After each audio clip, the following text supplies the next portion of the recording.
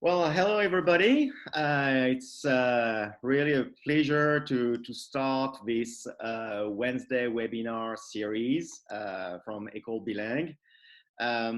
We thought that these webinars could be a great help for different families, even in-house, families from EB or any families in the Bay Area or everywhere in the world, as we are, in those challenging times, and we are all working from home.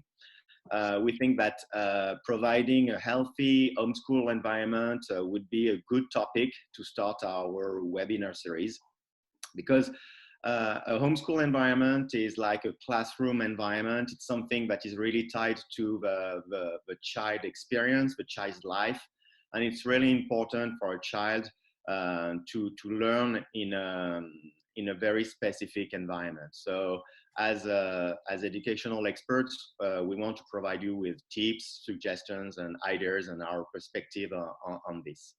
So I'm Sebastien Robert. I'm the lower school head of École Bilingue. I've been in education for more than 70 years.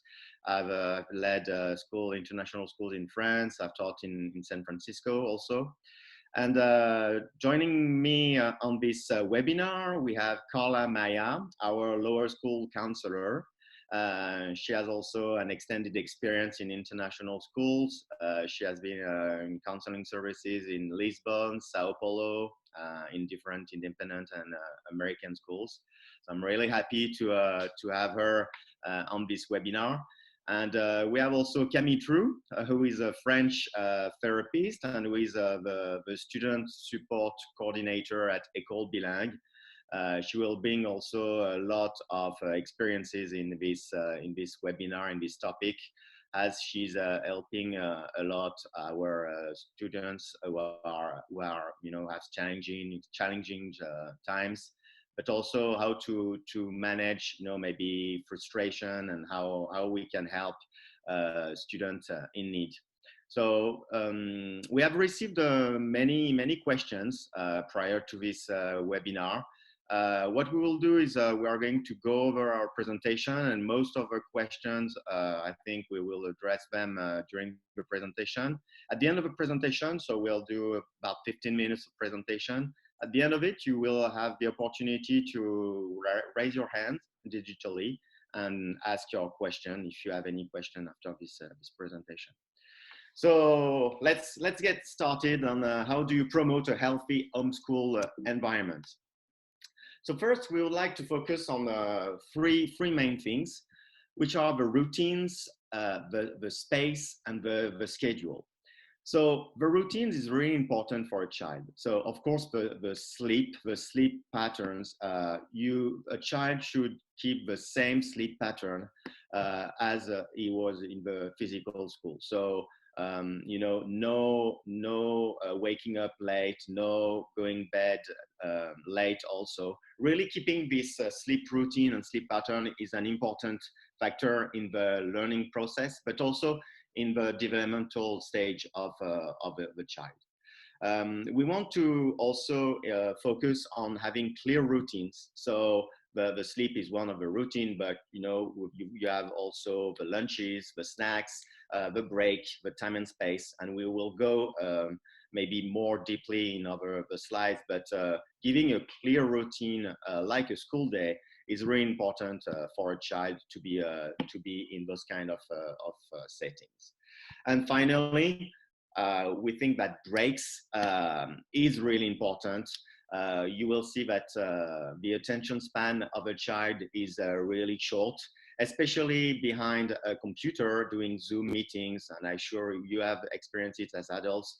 It takes so much energy, and making sure that our child are getting some breaks often, changing rooms, and breathing some air, doing some exercise is also something really important when you are talking about a healthy environment, work environment. Regarding the schedules now, the schedules also are very important for a child. It enables them to have this global view of a day, even of a week, but it reassures them, it gives them the sense of a predictability. And predictability when you're a child is really important. You have to stick to your routines, you have to know what's coming next, and you have to be ready for that. So usually schedules are given by the teacher. And if not, if you need to make your own schedule, I think it's one of the key aspects of giving a homeschool environment is having this schedule every morning, every week. This is what you are going to do, you know, and even kind of breaking down into hours or big chunk of time. It's really important. So the students know that he will meet with this teacher, and then he will have break, then he will meet with this or that teacher. It's really important. The schedule keeps the routines really alive. And of course, when you have a schedule, you need to review it daily and weekly with your child, which is really important because in the morning or even the day before, giving them this predictability. Okay, tomorrow this is what you are going to do. This is the type of work that you are going to have. Look, this is the book that you are going to need. You know, the yellow copybook, the blue copybook. It's really important that a child integrates it before it comes, so it gets less frustration and challenges for a child. And finally, the importance of space. The space is also, we think, a key for a healthy work environment. You know, the classrooms are designed, you know, they are really child centers. The tables are low, the chairs are low, everything is on hand. You have different space in a class. You have the circling time, you have the mini library, you have the art, you have the different space. And even though if you cannot recreate a mini classroom in your home, we believe that having you know, a comfortable space to work.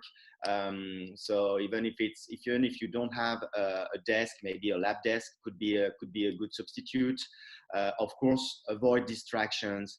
And on the table, like in a school setting, just avoid any distraction. A child should only have the required materials to work. You know, a pencil, coloring materials, and of course the device if he's using a device, but not any other devices. One device is enough to do the Zoom or to log on a CISO, for example, or online tools. But all other devices should be really prohibited. You can also block all the apps to be able to keep your child less distracted. And of course, the natural light or good artificial light. You know, nobody likes to work in a dark room or in a room without any lights, and our child are really in need of a healthy environment regarding this natural light. So these are some tips for you and what we think should be a good healthy environment. And so now I'm going to pass on to Carla Maia, so our counselor, who will explain you how to keep up motivation and fatigue. So Carla. All right, good morning, everyone. So one of the things that we want to make sure is that we're keeping just not the initial motivation, but the ongoing, because we're in this for the long haul. We know that. For many schools, this will be the norm, at least until the end of the school year. So it's important to incorporate what we call brain breaks throughout the day to allow not only to fight eye fatigue, but also to let the brain reset. So this kind of varies depending on different ages. So if you're talking about children from about age 2 to 5, make sure that those breaks are even more frequent, maybe every 10, 15, maximum 20 minutes. Make sure that at least every 20 minutes a child is taking a break. 6 to 8, at least every 30 minutes, and ages 9 and up, no more than an hour should they be in front of a screen working. They need to go outside as much as possible, whether it's at a balcony or if you have a garden or taking a walk around the park or the block, you know, being able to run or do jumping jacks or something like that to get them activated again. If you're not being able to go outside, make sure that they have a free choice activity somewhere that is different than where they are working. It is important to keep those spaces separated. It helps the child to be able to understand what is play mode and what is work mode. So giving them a different space, and that it's hard to keep those boundaries clear. So that's why we need to help them with that. Making sure that they're eating and drinking water, keeping hydrated throughout the day, incorporating mindfulness, whether it's yoga or stretching. One thing that we've done at AP is making sure that we're incorporating a lot of mindful moments, mindful breathing throughout our day, whether it's through different activities with their teachers or with myself or with their specialists. That's been something that's very widespread at EB. Make sure that we're cleaning up clutter throughout the day. So you talked about, only keeping the essential materials that they need. So get rid of the things that they don't need anymore as they finish up each activity. If they're done with the math activity, they can get rid of their math materials and move on to the next one. And also minimize other sources of screen time. As a norm, we already have that children should be limited screen time, and obviously now they're having a bigger exposure to that. So minimizing other areas like TV and video games is very important. Now we're going to be looking at how do we anticipate challenges and frustrations. So not only are we talking about physical fatigue, but also emotional, right? We know that a lot of anxieties have come up throughout the situation, whether it's about the virus itself or worries about family members or friends, the social isolation. So we want to make sure that we can minimize other challenges and frustrations that can come up through their work. So we already talked a little bit about reviewing their daily schedule or weekly schedule. This helps to avoid surprises, and you can anticipate any possible frustrations or fears that are regarding a specific activity. If your child has some difficulties with reading, you can be able to anticipate that and see their reaction when they know that they have an activity regarding that. Using a timer to limit screen time exposure and to make sure that breaks are there. This gives them a sense of organization, again, predictability. Also, be observant of your child's engagement, especially for the younger ones, right? You can check their eyes. Are they following along with their screen? Do they seem, their facial expressions, do they seem happy to be participating, to be part of that? You can see if they're being attentive or zoning out. Ask questions, check in, make sure, are they truly being engaged in learning in that process? And last, allow yourself and your child plenty of time to get ready before they have any Zoom or Google Meet activities, so that they're not feeling rushed or pressured, and that gives them some time to feel calm and ready. Also, let your child know what free time activities they can do after school. That gives them a sense of looking something forward to do when they're done with their activities. Very important is to listen to your child's emotions and feelings, right? Above all, with all of this, your child's mental health and well-being is the most important. Nothing else, if they're fine, if they're happy, everything else will fall into place. So this, let them know that it's okay to feel sad and angry and frustrated at times, that this is new for everyone. And it's okay to not know how to feel about that situation. Do a morning and afternoon feelings check-in with them. You can either use the zones of regulation. Are we in the blue, green, yellow, or red zone, or a high in, your mountains and valleys? You can use different things for your family. Let them know that you're there for them. It's okay to make mistakes, solve problems together. They need to know that they are being supported, that it's okay this is a safe space for them. And last, connect with your child's teacher to communicate any challenges they might be experiencing. You are a team that are working together. So, don't be afraid to communicate with your teacher, explain anything that might be going on at home, any other factors that might be contributing to any challenges, and have an open communication with them. So I'm going to pass it on to Camille now. Yes, Camille. Hi. Good morning, everyone. So a quick note about attention span. So the basic rule is you take the age of your child and you times 2. So at 2, a 2 years old is basically attentive for 4 minutes to 10 minutes. So 10 will be the high average. It's mostly between 4 and 5, and it's going up with the age of your child. So keep that in mind when you ask a task to your child, because he cannot, he or she cannot be focused for like a long time if he is very young. You might have experienced that yourself. You cannot stay focused for a long time, especially behind computer, right? So make sure, we already talk about that, but make sure you are giving some breaks, like cognitive breaks, because it will allow them to rejuvenate like attention span and also the cognitive skills. So they will be more ready to work again if they do have a break. Next slide, please. Thank you. So a quick note about responsibility and accountability now.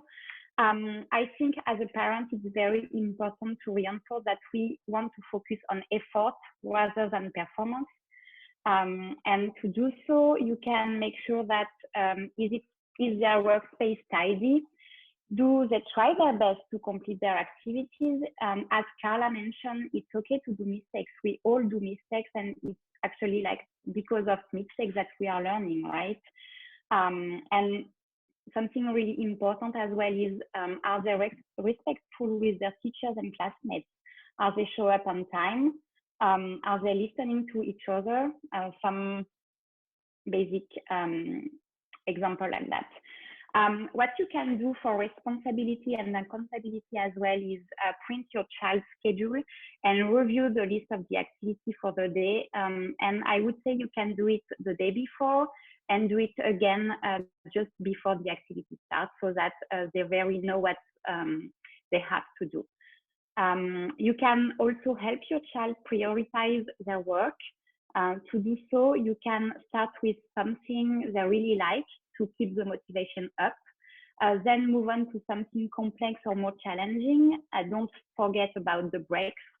And then very important is to end the day with something easier for your child, something he likes and which he will like do it very well. It's important to finish with something that you are happy with and that you are proud of what you did. So just make sure that you finish with something he or she can master very well. It will help relax them for the end of the day. You can also do a little activity at the end of the day by asking your child to summarize what the teacher said during the morning meeting or the afternoon meeting.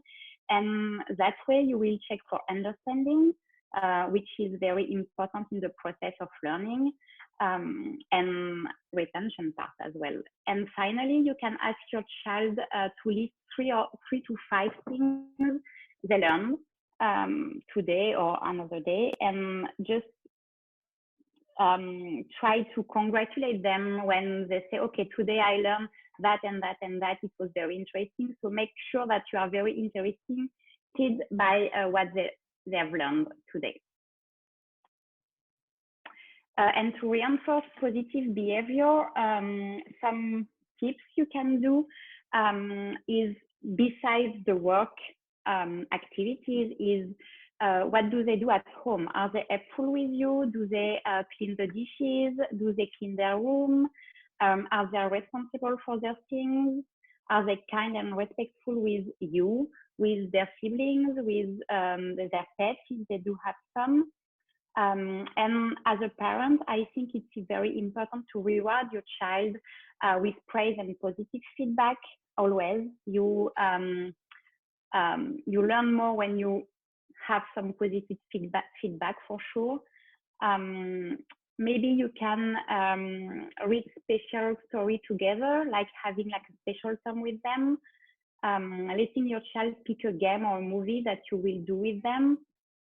You can also pick some individual time if you have children at home with just one of them and do something special with one of them. So those are some tips you might think of. Thank you, Camille. So we are coming at the end of our presentation, and as a summary of the main takeaways for this is that actually with this remote learning setting, it is impossible to replicate the typical school day. It's not where we want to go. It's not what our children should do. But the best way to help them is that they feel really connected to the teacher, to the classmate, or to the school. And this connection has to go through the different medium, you know, of course, the Zoom, but it can be also by email. It can be also sometimes with a group project. Sometimes they can work on by themselves, but with the help of their peers. It's really important to keep to this community, the class community.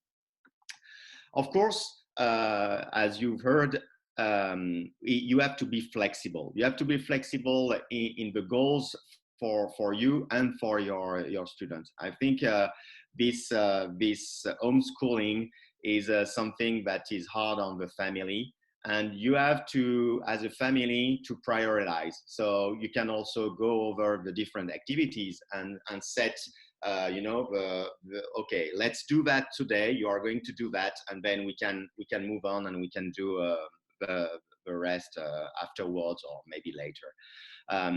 In all these homeschooling settings, the most important is you and your family. And final one, I think this is one of the key aspects, is the self-care. You have to be attentive to your child's physical and emotional needs, but also to your needs and how you are going to handle your work and your child's work. And we thought that the analogy, you know, in the plane, when there is, you know, the pressure that's going down and you have to put the oxygen mask, the first thing is to put the oxygen mask on the adult and then make sure that you can help the others. And so by this analogy, we think that if you are also good with what your goals are for your family and how you are going to handle this homeschooling, it will alleviate a lot of challenges and stress on the family, because we know that it's a time when you know you are co-teachers. You are sometimes explaining, or your child is not autonomous depending on his age, and it takes a lot of time. So you have also to make you know, some choices and some steps.